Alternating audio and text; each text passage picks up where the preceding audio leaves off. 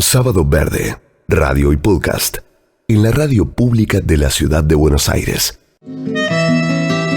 Hoy vamos a hablar de los residuos que producimos en la ciudad. ¿Cuántas toneladas se imaginan que producimos entre todos? ¿Cuántos kilos cada uno en sus casas?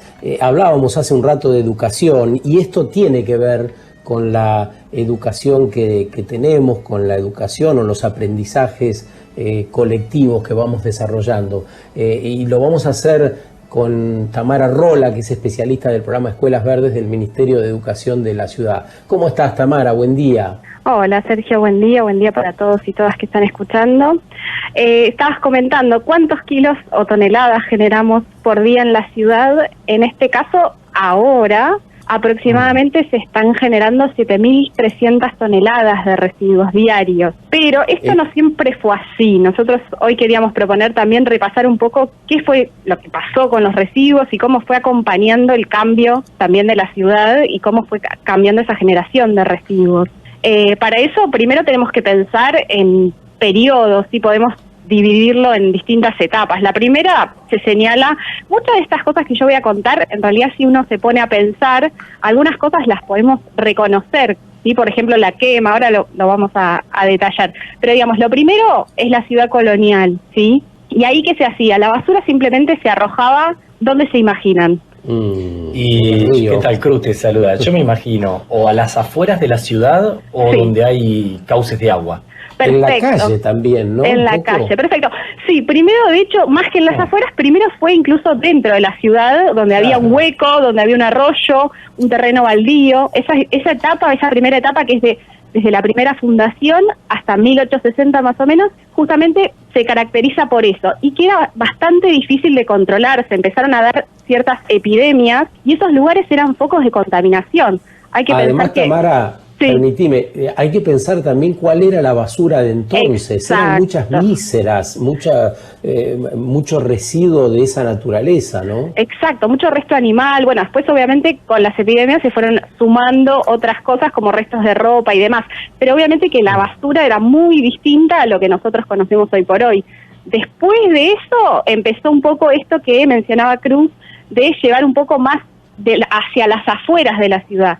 Las afueras de la ciudad al principio fueron quizás la zona sur de la ciudad, ¿sí? Porque eran otros límites. Y ahí se empezó a hacer una quema a cielo abierto, ¿sí? No sé si conocen la historia, pero Huracán, el famoso club, justamente tiene su nombre porque era un lugar donde se producía la quema de la basura. En ese entonces era a cielo abierto. Y a los hinchas de Huracán, ¿cómo se les dice?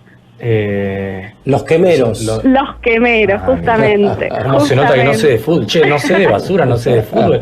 Tamara, bueno, me estás matando, pero me tratás peor que mis docentes universitarios. No, pero seguramente que hay gente que lo está escuchando y que esos datos también uno puede reconocerlos en la cotidiana. Claro. Y después de eso, obviamente, siguieron los problemas, la basura iba creciendo en cantidad, en volumen. Si bien había un tren también que trasladaba los residuos hacia ese lugar y demás, se cerraron esos lugares de quema y se pasó a la incineración en usinas, ¿sí? Directamente más cerradas, más controladas.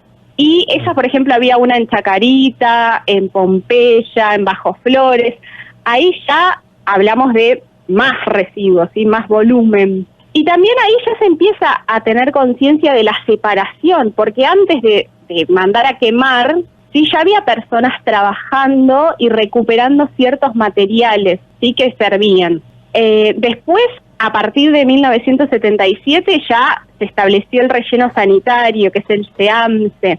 Y ahí sí, de vuelta a lo que decía Cruz, lo llevamos fuera de la ciudad, no está en la ciudad de Buenos Aires, ¿sí? Entonces, fíjense cómo siempre relacionamos los residuos a algo que no queremos tener cerca, pero sin embargo es difícil cuestionarnos, bueno, ¿por qué tenemos tantos residuos?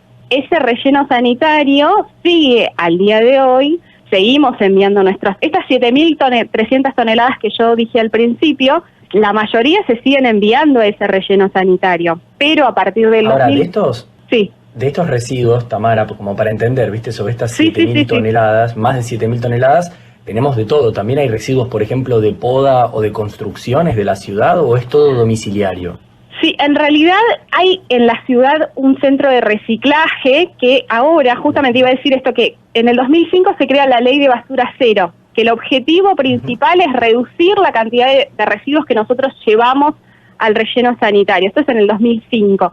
Y hay un centro de reciclaje en la ciudad donde antes de que vayan a ese lugar se llevan los restos de poda ahí para recuperar y utilizar como relleno en distintos lugares.